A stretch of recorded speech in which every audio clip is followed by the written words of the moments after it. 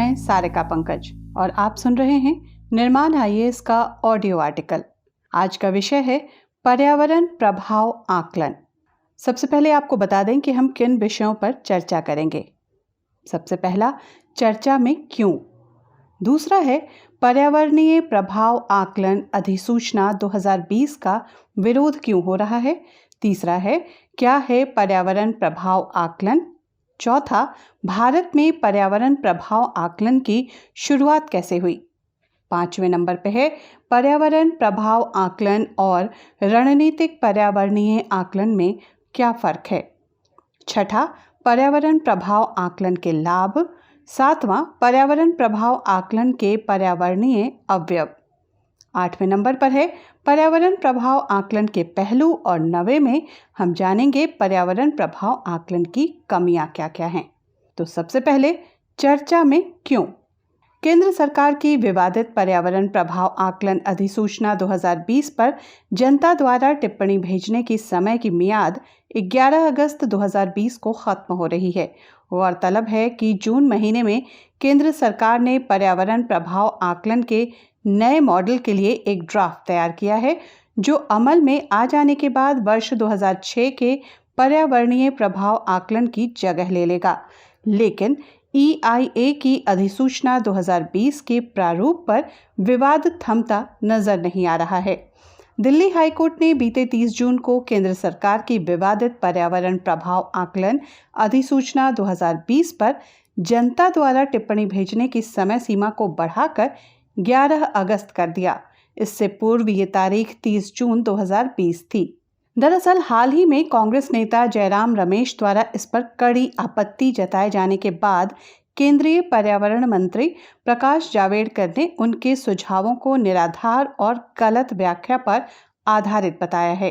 पूर्व पर्यावरण मंत्री जयराम रमेश ने उन्हें पत्र लिखकर EIA के प्रारूप के बारे में चिंताओं को उठाया था। इसके जवाब में जावड़ेकर ने ये जवाब दिया।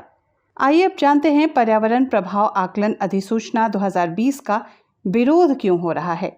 पर्यावरण प्रभाव आकलन अधिसूचना के विरुद्ध पर्यावरण कार्यकर्ता विकांत तोगर ने दिल्ली हाई कोर्ट में याचिका दायर की, जिस पर फैसला देते हुए कोर्ट ने EIA अधिसूचना 2020 पर जनता द्वारा टिप्पणी भेजने की आखिरी तारीख बढ़ाकर 11 अगस्त 2020 कर दिया, जो 30 जून तक की थी। इस कदम से ऐसे लोगों को काफ़ी राहत पहुंची है जो लॉकडाउन के दौरान पोस्टल सुविधाएं चालू नहीं होने के कारण अपनी राय नहीं दे पाए थे। रिपोर्ट में बताया गया था कि बड़ी संख्या में लोग इसका विरोध कर रहे हैं और EIA अधिसूचना भारत के राजपत्र में प्रकाशित होने के सिर्फ 10 दिन के भीतर सरकार को 1190 पत्र सिर्फ ईमेल के जरिए प्राप्त हुए, जिसमें कि 1144 पत्रों में इसका कड़ा विरोध दर्ज कराते हुए पर्यावरण मंत्रालय से इसे वापस लेने की मांग की गई है। कार्यकर्ताओं और विशेषज्ञों का कहना है कि EIA अधिसूचना 2006 में बदलाव करने के लिए लाई गई ये नई अधिसूचना पर्यावरण विरोधी और हमें समय में पीछे ले जाने वाली है। उदाहरण के तौर पर इस अधिसूचना का एक सबसे महत्वपूर्ण भाग ये है कि परियोजनाओं को मंजूरी लेने से पहले इसकी वजह से पर्यावरण पर पड़ने वाले प्रभाव का आकलन रिपोर्ट पेश करनी होती है, लेकिन बार बार ऐसा होता आया है और अब ये एक आम चलन बनने जैसा प्रतीत होता है कि कंपनियां इसे लेकर फर्जी रिपोर्ट बनवा लेती हैं और उत्तरदायी ठहराए जाने से बच निकलती हैं। सरकारी विभागों की क्षमता में भी काफी कमी है, जिसके कारण वो इन नियमों का अनुपालन कराने में असफल रहते हैं। इसके अलावा साल दर साल इस अधिसूचना में संशोधन करके विभिन्न परियोजनाओं या उद्योगों को इसके दायरे से बाहर किया जाता रहा है। हालांकि कंपनियों या उद्योगों का एक दूसरा धड़ा भी है जो ये कहता है कि ऐसे नियमों की वजह से उद्योग लगाने में देरी होती है और लाल फीताशाही बढ़ जाती है। यहाँ ये जानना जरूरी है कि साल 2014 के लोकसभा चुनाव में एक बड़ा मुद्दा बना था कि पर्यावरण मंत्रालय में बहुत सारी परियोजनाएं अटकी पड़ी हैं और उन्हें पर्यावरण को बचाने के नाम पर मंजूरी नहीं दी जा रही है। इसे लेकर उस समय प्रधानमंत्री पद के उम्मीदवार नरेंद्र मोदी ने कांग्रेस नेतृत्व वाली संपर्क सरकार पर हमला करते हुए कहा था कि पर्यावरण मंत्रालय से तब तक फाइल नहीं हिलती जब तक कि जयंती टैक्स नहीं दे दिया जाता है। आइए अब जानते हैं भारत में पर्यावरण प्रभाव आकलन की शुरुआत कैसे हुई। साल 1984 में मध्य प्रदेश के भोपाल में हुई गैस त्रासदी के बाद देश भर में जोर शोर से ये मांग उठने लगी कि भारत पर्यावरण सुरक्षा को लेकर एक कानून बनाए। पर्यावरण पर स्टॉकहोम डिक्लेरेशन 1972 पर हस्ताक्षर के बाद भारत ने जल नियंत्रण 1974 और वायु प्रदूषण 1981 के संबंध में तो कानून बना दिया था, लेकिन पर्यावरण के संबंध में अब भी मजबूत कानून का इंतजार था। भोपाल गैस त्रासदी जैसी भयावह घटना के बाद ये संभव हो पाया और देश ने 1986 में पर्यावरण संरक्षण के लिए एक कानून बनाया। इसी कानून के तहत साल 1994 में पर्यावरण प्रभाव आकलन EIA नियमों का जन्म हुआ। इसके जरिए कई प्रावधान निर्धारित किए गए ताकि प्राकृतिक संसाधनों के इस्तेमाल और पर्यावरण पर पड़ने वाले प्रभावों की निगरानी की जा सके।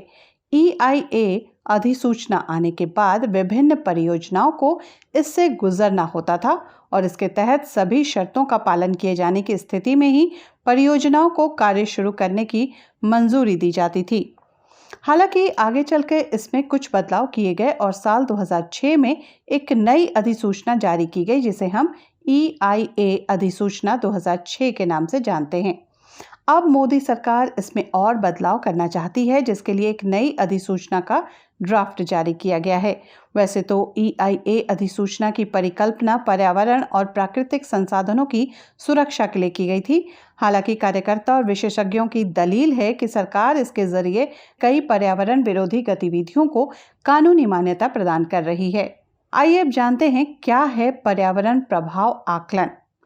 प्रस्तावित परियोजना या विकास के संभावित पर्यावरणीय प्रभावों के मूल्यांकन की प्रक्रिया अंतर संबंधी सामाजिक, आर्थिक, सांस्कृतिक और मानव स्वास्थ्य प्रभावों को लाभकारी और प्रतिकूल दोनों में शामिल कर लेते हैं। पिछले कुछ दशकों में पर्यावरण के हानि को ध्यान में रखे बिना कई विकास परियोजना चलाए गए। इसके कारण पर्यावरण काफी मात्रा में प्रदूषित हो गया। इन हानियों को ध्यान में रखते हुए सरकार और आम जनता विकास के परियोजनाओं के प्रभाव को लेकर चिंतित है। इनके कारण कितना हानि हुआ है, इसको जांचने के लिए EIA का गठन हुआ। जो विकास परियोजनाएं लागू होने वाले हैं, उनका पर्यावरण पर क्या हानिकारक प्रभाव पड़ेगा एवं उसको कम करने के लिए क्या उपाय है, इन सब के बारे में सुझाव देने के लिए EIA का गठन हुआ। जब साल 1978 में कुछ नदी घाटी से संबंधित परियोजना पर काम चालू होने वाला था, तब EIA का गठन हुआ। ये पर्यावरण एक्ट 1986 के अंतर्गत आता है। EIA अब 30 वर्गों के परियोजनाओं के लिए जरूरी है। इनको पर्यावरणीय मंजूरी तभी मिलती है जब वो EIA के शर्तों को पूरा करते हैं। ये मंजूरी पर्यावरण मंत्रालय भारत सरकार द्वारा दिया जाता है। जिन परियोजनाओं को भारत सरकार से मंजूरी लेने की जरूरत होती है, उनको निम्न भागों में विभाजित किया गया है: उद्योग, खनन, थर्मल पावर प्लांट, नदी घाटी परियोजनाएं, आधिकारिक संरचना, तटीय विनिमय क्षेत्र, न्यूक्लियर पावर परियोजनाएं, कुछ व्यक्तिगत परियोजनाएं जिनके लिए केंद्र सरकार से मंजूरी मिलनी चाहिए, न्यूक्लियर पावर प्लांट या उससे संबंधी परियोजनाएं जैसे कि न्यूक्लियर ईंधन कॉम्प्लेक्स, खरा पानी के प्लांट आदि, नदी घाटी परियोजनाएं जैसे कि हाइडल पावर प्लांट, सिंचाई के साधन, बाढ़ को रोकने के साधन, बंदरगाह, हवाई अड्डा आदि, पेट्रोलियम रिफाइनरी जिसके अंतर्गत कच्चा तेल का कुआं और पेट्रोल पाइपलाइन भी आता है, केमिकल खाद जैसे कि सुपर फॉस्फेट, नाइट्रोजनस एवं फॉस्फेटिक खाद, पेस्टिसाइड, टेक्निकल, पेट्रोकेमिकल यौगिक जैसे कि DDT, LAB, प्लास्टिक के केमिकल आदि, दवाइयों की factory, synthetic rubber, dye, cement, paper, electronics की फैक्ट्रियां, पहाड़ एवं जंगलों के बीच पक्के रोड का निर्माण। और अब हम जानेंगे रणनीतिक पर्यावरणीय आकलन क्या है। रणनीतिक पर्यावरणीय आकलन SEA नीतियों, योजनाओं और कार्यक्रमों का पर्यावरणीय प्रभाव आकलन है। इस आकलन में यह ध्यान रखा जाता है कि आवश्यक नहीं कि रणनीतिक स्तर पर पर्यावरणीय प्रभावों के मूल्यांकन की प्रक्रिया परियोजना स्तर पर मूल्यांकन की प्रक्रिया के समान ही हो। SEAS प्रस्तावित योजनाओं या कार्यक्रमों में बदलाव, संबंधित एजेंसियों के मध्य समन्वय में सुधार, भावी परियोजनाओं के EIAS हेतु नए अंतर क्षेत्रक हस्तक्षेप और सुझाव तथा उनकी गुणवत्ता में सुधार के संबंध में अनुशंसा कर सकता है। आइए अब समझते हैं EIA तथा SEA के मध्य तुलना। पर्यावरणीय प्रभाव आकलन, ये प्रायः विकास संबंधी प्रस्ताव के लिए प्रतिक्रियाशील, ये एक अग्र सक्रिय प्रक्रिया है और विकास संबंधी प्रस्तावों के लिए होता है क्योंकि ये निर्णय निर्माण के अपेक्षाकृत बाद के संबंध में जानकारी उपलब्ध कराती है चरण में प्रयुक्त होता है। यह प्रस्तावित विकास के पर्यावरण पर प्रभाव का आकलन करता है। ये एक विशिष्ट परियोजना को संबोधित भी करता है। ये प्रत्यक्ष प्रभावों और लाभों का आकलन करता है। ये नकारात्मक प्रभावों के शमन और सकारात्मक प्रभावों के संवर्धन पर केंद्रित है। इसमें संकीर्ण दृष्टिकोण और उच्च स्तरीय विवरण शामिल है। ये परियोजना विशिष्ट प्रभावों पर केंद्रित है।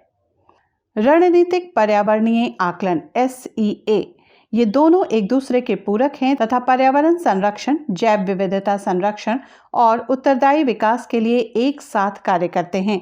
ये विकास के क्षेत्रों, प्रदेशों तथा भूभागों को संबोधित करता है।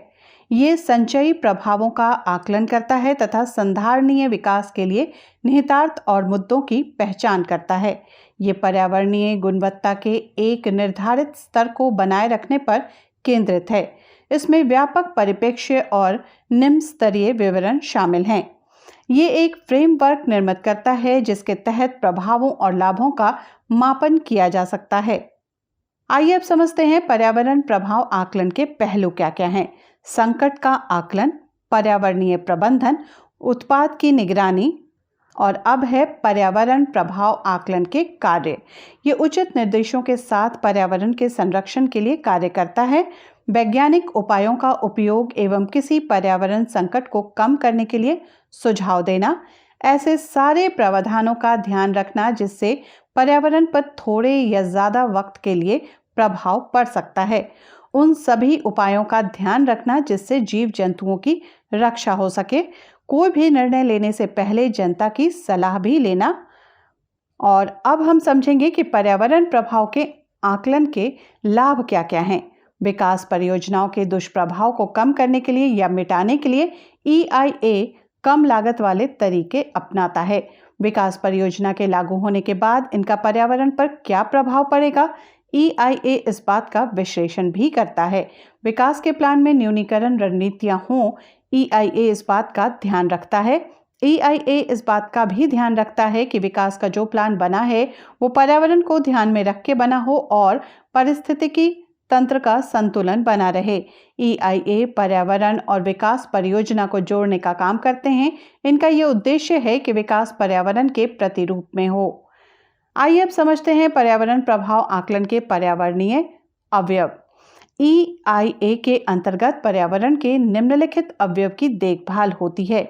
हवा की गुणवत्ता का मानक, प्रदूषण का मानक, किसी क्षेत्र में प्रदूषण उत्सर्जन का क्या प्रभाव, किसी विकास परियोजना से कितना प्रदूषण मात्रा हवा में उत्सर्जित होगा, मौसम संबंधी तथ्य जैसे कि हवा की गति, दिशा, नमी आदि, प्रदूषण का आसपास के वातावरण पर कितना प्रभाव पड़ेगा, शोर का कितना स्तर रहेगा, शोर के स्तर को कैसे कम किया जा सकेगा, पानी के स्रोत, किसी भी क्षेत्र में पाए जाने वाले पानी के स्रोत, उनका स्तर एवं भूजल स्तर, प्रस्तावित परियोजना का जल स्रोतों पर क्या प्रभाव पड़ेगा, जैविक पर्यावरण, प्रस्तावित क्षेत्र में पाए जाने वाले वनस्पति और जीव जब वे परियोजना स्थापित हो जाएंगे तो उनका जैविक वातावरण पर क्या प्रभाव पड़ेगा, जैविक तनाव, भूमि, मिट्टी की विशेषता, भूभाग का उपयोग, जल निकासी पैटर्न, ये सब विकास परियोजना के कारण प्रभावित होंगे। ऐतिहासिक स्मारक एवं स्थलों पर होने वाले प्रभाव। और आइए अब हम जानते हैं पर्यावरण प्रभाव आकलन की कमियां क्या हैं।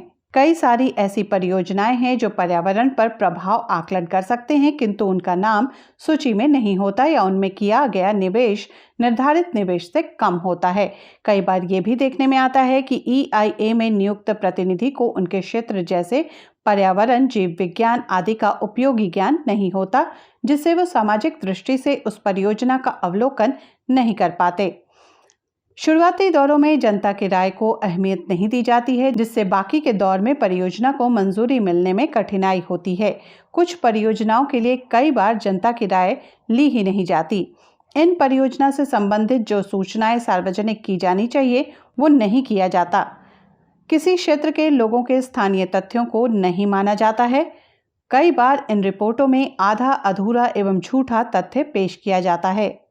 EIA का काम ठीक से हो, इसलिए सरकार को हमेशा ये सुझाव दिया जाता है कि इस कमेटी को स्वतंत्र रूप से काम करने दिया जाए, EIA के तथ्यों को केंद्रीकृत किया जाए, स्थानीय लोगों के राय को शामिल किया जाए। ये तो थी जानकारी पर्यावरण प्रभाव आकलन पर। अगली बार अगले ऑडियो आर्टिकल के साथ मिलते हैं। तब तक के लिए दीजिए इजाजत। नमस्कार।